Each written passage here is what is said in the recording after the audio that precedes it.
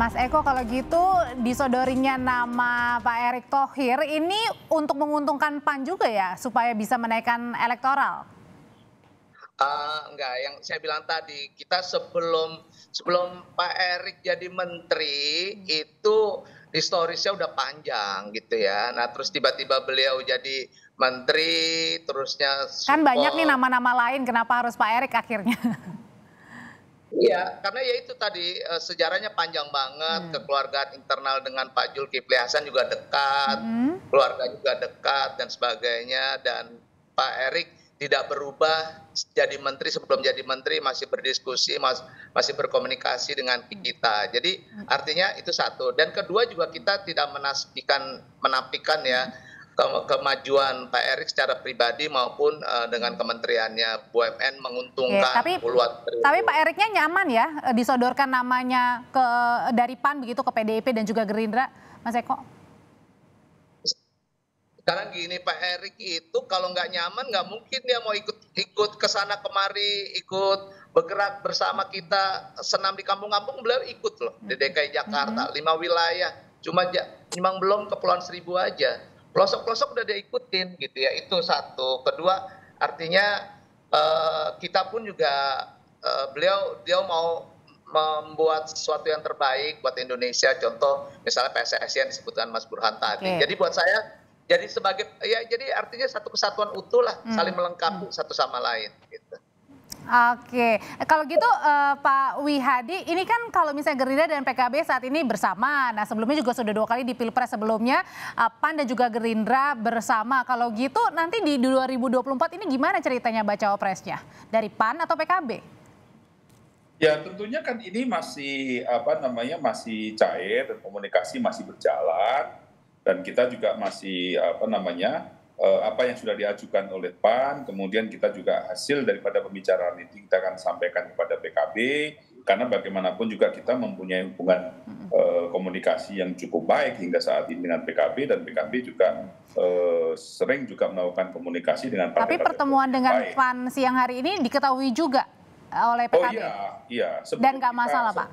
Sebelum pertemuan dengan PAN pun kita juga sudah menginfokan kepada PKB, dan hasil dengan PKB tentunya kita juga secara intent kita juga akan sampaikan kepada PKB. Jadi saya kira hal yang seperti ini, nah nanti ketemunya bagaimana itu kan masih ada pembicaraan lanjutan ya kan untuk pertemuan-pertemuan itu. Jadi saya kira ini bukan setelah PAN mengajukan terus kemudian ya enggak, tapi kan kita sudah sama-sama bahwa saat ini yang sudah komunikasi terjalin baik dengan PKB, dan kemudian PAN kalau PAN kemudian juga melakukan komunikasi dengan baik dengan Gerindra juga, dan saya kira kalau misalnya ada titik temu saya kira tidak ada masalah gitu nantinya. Tapi sampai sekarang belum ada titik temunya. Kalau gitu Mas Burhan sebenarnya Belum ada titik temu, tetapi kan ini baru disampaikan oleh PAN, dan ini kan kita juga mesti harus komunikasi. masih proses dan perjalanan panjang ya untuk Oke. Kalau gitu Mas Burhan, apa sih sebenarnya yang sedang terjadi saat ini? Baca presnya sudah ada, tapi parpolnya belum rapat, baca presnya juga belum ada. Apa sebenarnya yang lagi dicari? Memang banyak variabel yang harus dipertimbangkan secara matang oleh setiap partai dalam memutuskan capres dan cawapres. Untuk posisi partai yang memiliki tokoh atau elit yang punya kans sebagai capres dan elektabilitas memadai seperti Gerindra, mungkin lebih nyaman karena bagaimanapun mereka tidak terlalu dipusingkan dengan efek kotel efek ya. Karena bagaimanapun Pak Prabowo tentu punya dampak elektoral buat Gerindra. Mas Ganjar yang notabene adalah kader PD Perjuangan, kalau dicapreskan punya efek elektoral buat PDIP. Cuma masalah Gerindra atau koalisi yang lain itu kan lebih kompleks dibanding PD Perjuangan. Karena PD Perjuangan cukup untuk bisa mengusung Ganjar tanpa harus berkoalisi dengan partai lain. Nah pada titik ini kebutuhan PD Perjuangan untuk menentukan cawapres atas dasar usulan partai lain itu lebih sedikit, karena mereka bisa mencapreskan Mas Ganjar dengan cawapres siapapun tanpa harus berkoalisi dengan PAN misalnya. Ini untuk kasus PD Perjuangan. Tapi untuk Gerindra itu masih kurang presidensial threshold-nya Dan karenanya Gerindra dari pagi hari sudah menentukan mitra koalisi awalnya yaitu PKB.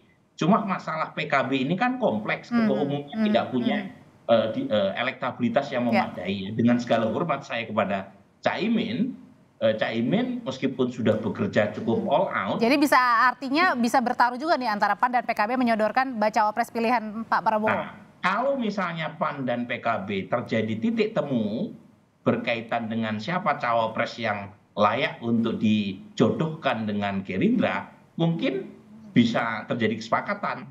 Tetapi lagi-lagi kuncinya kan bukan hanya di Pak Prabowo untuk kasus koalisi Kebangkitan Indonesia Raya, tapi juga dengan Caimin, karena keputusan capres cawapres diputuskan oleh kedua ketua umum ini. Oke, kalau gitu saya penegasan lagi nih Mas Eko. Kalau misalnya untuk Pak Eriknya sendiri, ini lebih nyamannya kemana sih? Kalau misalnya ditawarkan ke bacawa presnya ke Pak Prabowo atau pendampingnya Pak Ganjar? Jadi gini, Pak Erick Thohir itu juga akhirnya mau ikut memutuskan kita, enggak. Artinya Pak Erick Thohir tetap ada dinding pemisah ya. Dia tidak masuk ke dalam partai bahwa saya maunya dengan ini, kita mau dengan ini, kita enggak seperti itu. Semua penawaran itu ada dari Partai Amanat Nasional. Pak Erick Thohir kalau bahasa Jawanya monggo kerso, PAN saya mau dibawa. Jadi percaya aja ke PAN gitu ya Mas Eko ya, Pak Eriknya? Iya, artinya Pak Erick udah melekat nih sama PAN. Udah ibaratnya udah kalau bahasa kasarnya gitu, gue udah kader lu deh, terserah lu deh, lu mau bawa kemana gue oke aja gitu, kayak gitu. Tapi beliau tetap tegak lurus dengan Pak Jokowi kalau saya melihatnya seperti itu. Kalau misalnya Pak Jokowi bilang jangan, ya mungkin Pak Erick Thohir mengatakan enggak deh gitu. Nah tapi PAN dalam ini kan perlu berkomunikasi dengan siapa aja. Karena ya itu saya bilang tadi di awal masih cair, boleh dengan siapa aja. Tapi kalau saya kasih saran, kalau misalnya Pak Wihadi, saya sih berharap tetap juga PKB, Gerindra dan PAN tetap menjadi satu kesatuan. Nah, itu sarannya diterima nggak Pak Wi? Diterima nggak sarannya Pak Wihadi? Kepentingannya apa, maunya seperti apa, karena buat kami itu saling melengkapi satu sama lain. Monggo Pak Wihadi, diterima nggak sarannya? Akan ketemu nggak nih ketiga parpol ini untuk bersatu? Saya kira kalau pertemuan itu sih tidak ada suatu hal yang menjadi masalah bagi kita, dan itu ada suatu hal yang baik bagi kita semuanya, bahwa pertemuan kalau sudah ada kata sepakat itu digantikannya bertemu terus kemudian menentukan siapa cawapresnya dan segala macam, itu saya kira lebih bagus. Tapi di sini bagaimanapun juga bahwa hingga saat ini kita itu masih dengan PKB, dan bagaimanapun juga kursi cawapres ini ada di Caimin. Ya kan, jadi dalam hal ini memang golden ticketnya ada di Caimin. Nah tentunya kalau ini kita bicara hasil depan ini, tentunya pembicaraan ini bukannya tidak mungkin bahwa pertemuan tiga ini akan terjadi.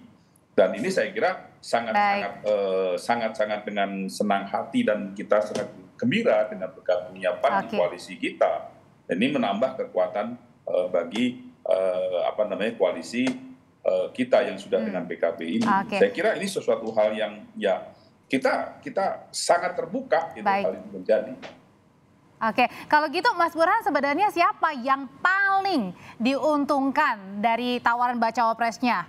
Apakah Pak Prabowo, Pak Erik, atau justru PAN? Ya, dalam politik tidak ada yang sifatnya win-lose ya, atau zero sum. Tetapi selalu dicari win-win. Semuanya merasa diuntungkan. Misalnya dalam konteks ini ya, kalau misalnya PAN PKB bergabung dengan Gerindra, itu luar biasa, itu tambahan amunisi buat Gerindra dan Pak Prabowo untuk memenangkan Pilpres 2024. Karena bagaimanapun PKB basis pendukungnya adalah NU, Islam tradisionalis, PAN akar dan basis kekuatan utamanya adalah Islam modernis, Muhammadiyah. Kemudian Gerindra adalah nasionalis. Jadi dan selama ini kalau kita lihat memang gabungan atau kombinasi antara Islam tradisionalis, modernis dan nasionalis itu yang menjadi pilar terbentuknya negara ini. Cuma kan masalahnya hubungan koalisi ini tuh Audrey itu sangat ditentukan oleh take and give. Ya, siapa dapat apa dan bagaimana caranya. Nah, pada titik ini titik temu untuk mencari siapa cawapres di antara PAN dan PKB itu akan sangat menentukan apakah koalisi 3 partai ini bisa terjalin ataukah layu sebelum baik, berkembang. termasuk juga menentukan nanti apakah nama Pak Prabowo ketika sudah disandingkan akan menang di Pilpres 2024 atau tidak. Terima kasih Mas Burhan, terima kasih Pak Wihadi, dan juga terima kasih Mas Eko, sehat selalu. Terima kasih. Sama-sama. Terima kasih.